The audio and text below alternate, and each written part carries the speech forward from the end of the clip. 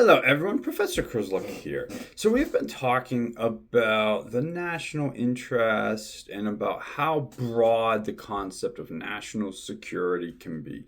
Even our conceptualization and our discussion shows how broad national security can be. Nye, in our previous reading, the Redefining the National Interest, asks us to think about which interests are important enough to deserve U.S. attention and U.S. resources, to rank those, to put those in the most pressing to the least pressing. Dresner pushes us to think about what happens when more and more issues are framed as national security concerns.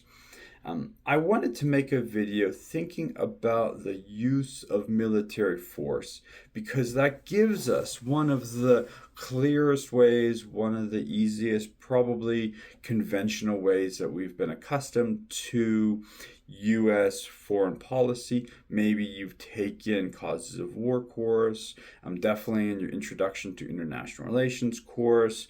I forget what else maybe the student body has taken in my class, but we've been exposed to the use of military force through many different classes. Really since the end of the Second World War and World War II, the United States has used military force for very different reasons, but actually quite a bit, even if we set aside some of the major conflicts that we oftentimes think about. So, when we think about the use of military force, we know the U.S. has used military force to contain communism, has used it to protect allies, used it to maintain regional stability, defended economic interests. We've seen the use of military force to respond to terrorism, to prevent humanitarian disasters, or at least try to mitigate some humanitarian disasters, and to address perceived future threats. So when we think about one of the tools that U.S. foreign policymakers have in their toolkit, the use of military force, as we'll see throughout the semester, is one of those tools. So here I wanted to spend some time thinking about how this use of force has been utilized for the national interests over time. So again, I'm sure in some of your other international relations courses, these conflicts have been brought up. Maybe in your Causes of War class. I'm not sure. I forget what all students in this class have taken. Definitely. Hi, Mia. Sorry, my husky. Oh, there she is. There's Mia the husky. Okay, girl.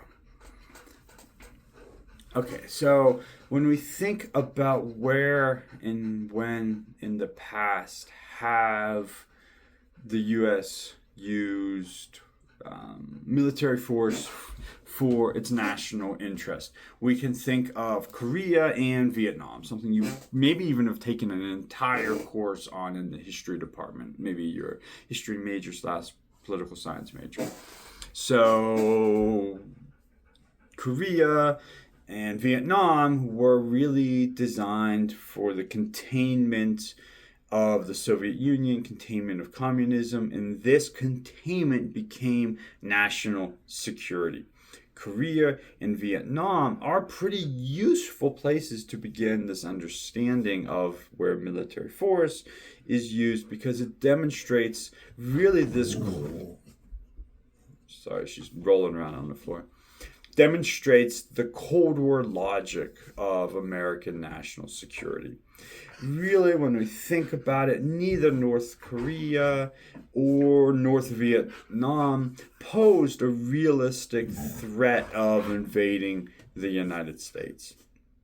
But instead, U.S. leaders saw these conflicts as part of a much larger struggle against communism, part of this overarching idea of containment.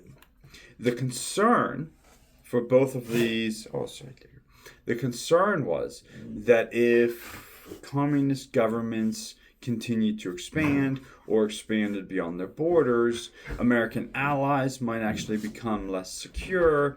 Soviet and Chinese influence would continue to grow. Sorry, she's rolling around and having a good old time. The global balance of power could even shift against the United States and towards the Soviet Union or another communist state. And here, America's credibility with allies could absolutely suffer.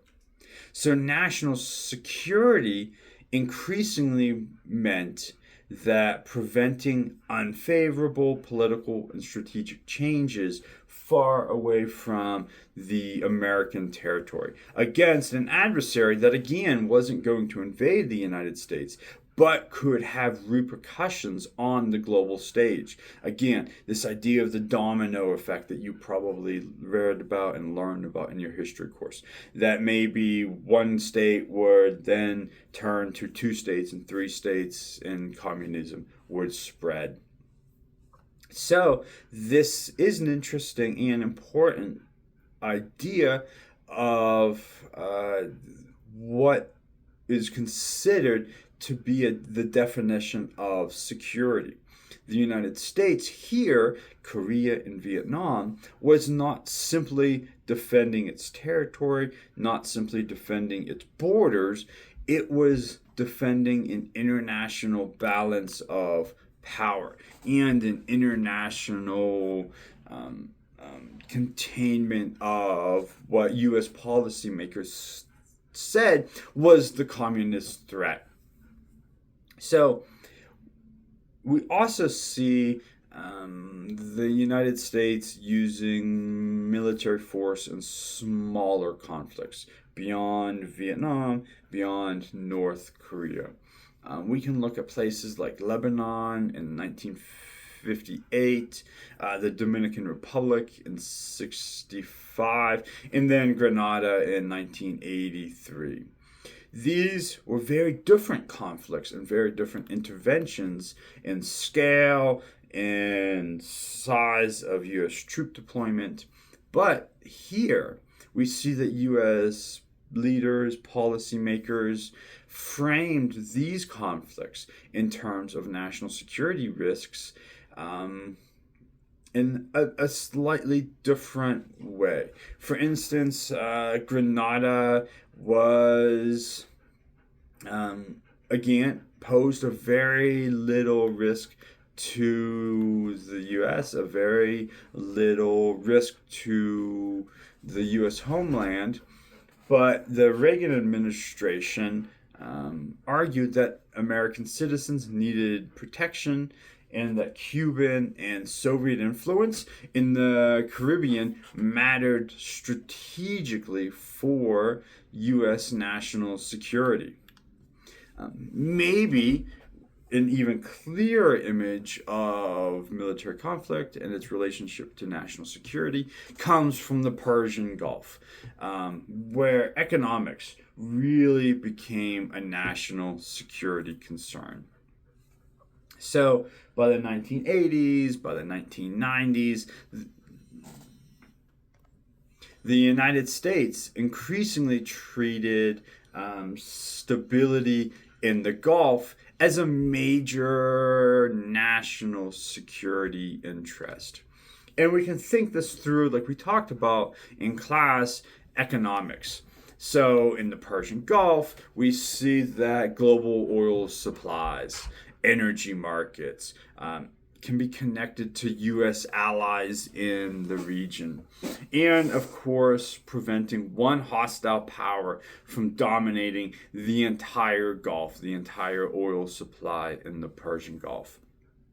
So this became, and this becomes really clear when we look at Iraq's invasion of Kuwait in 1990.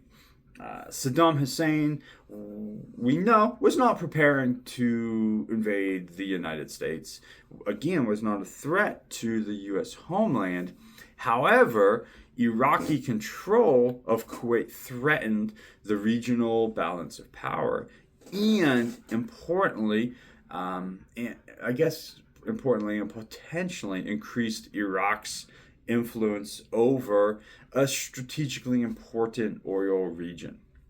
So the United States assembled a large international coalition and expelled Iraqi forces during the first Gulf War. Really, a successful military intervention by the U.S.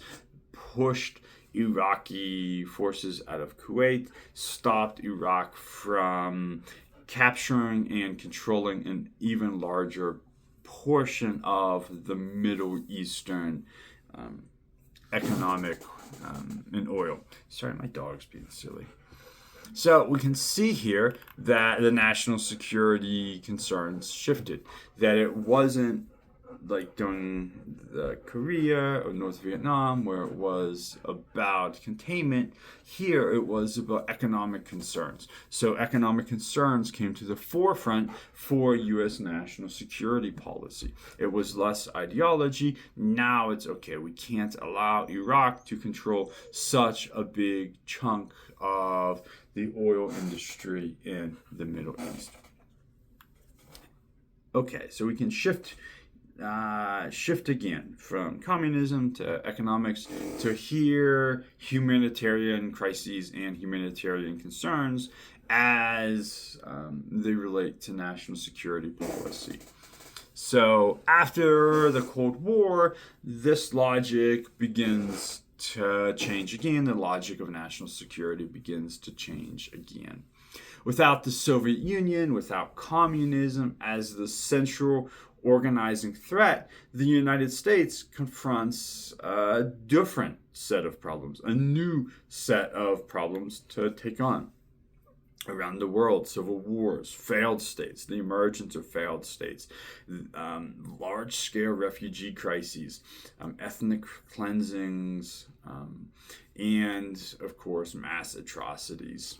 Somalia in the 1990s, we see began as a humanitarian operation associated with famine, political collapse. We can see Bosnia, Kosovo, humanitarian concerns become connected to broader questions about European stability, about the US and NATO credibility. And we also see this discussion about a post-Cold War America's role in this post-Cold War, dual hegemon world where this international system, what is the US's role in it? So we see in places like Bosnia, places like Somalia, Kosovo, the U.S. national security interests shift from containment, shift from economic freedoms to humanitarian crises. After the September 11th attacks, we see another major shift in American national security thinking.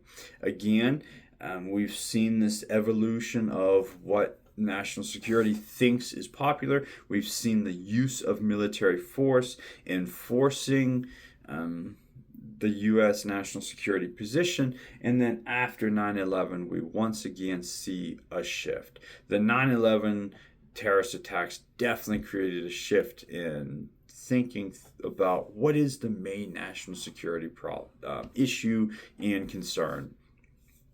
So 9/11 really showed how non-state organizations can inflict an enormous amount of damage to the homeland. Whereas Vietnam, the conflicts like that were far away, didn't really pose a threat to the homeland, terrorism posed a direct challenge to the U.S. homeland and U.S. citizens. So we see that after Al-Qaeda attacked the U.S. on September 11th, There was a strong response from the U.S. The U.S. used drones, the emergence of drone strikes, drone warfare, which we hear more and more about today with Iran, with Russia and Ukraine. After the U.S. responded, after 9/11, we see this really emergence of drone strikes, special operations, air power, intelligence operations. We really see this strong military response from the US because all of a sudden now the national security concern is non-state actors, is terrorists, are people that aren't associated with a state, but instead small groups of people who can do a lot of damage. We talked about this a bit in class. So we can see from the US's use of force how our national security concerns have shifted over time. What started out in the Second World War and then containment, economic concerns, and then a fight against non-state actors has evolved. If we look at places like Libya, we see limited interventions, but still the use of military force. Combating ISIS, again, maybe more limited interventions, but still combating terrorism, combating a growing threat around the world. So I know this video is getting a bit long. I really just wanted to try to get us thinking about the use of military force because it's maybe the most easiest place we're connected to U.S. involvement around the world because we can see it. And then how this connects to national security policy over time, how it has evolved over time. Okay, thank you.